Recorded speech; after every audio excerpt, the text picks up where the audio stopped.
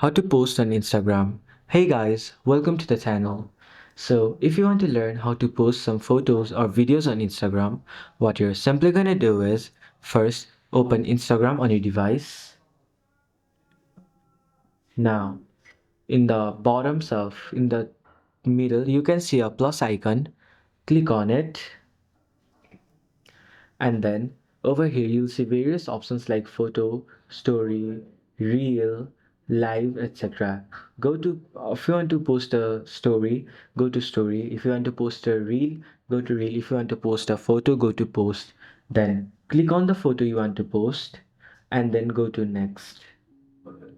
After that, you can add various audios, write something, edit the photo, or add some filters to the photo from here. Then click on next. After that, from here, you can tag other people.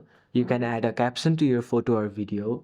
You can add the location, or you can also choose audience, or you can also go to more options, and then you can see other options over here. So after you do that, just go to the options here and then you will successfully post a photo or a video to your Instagram.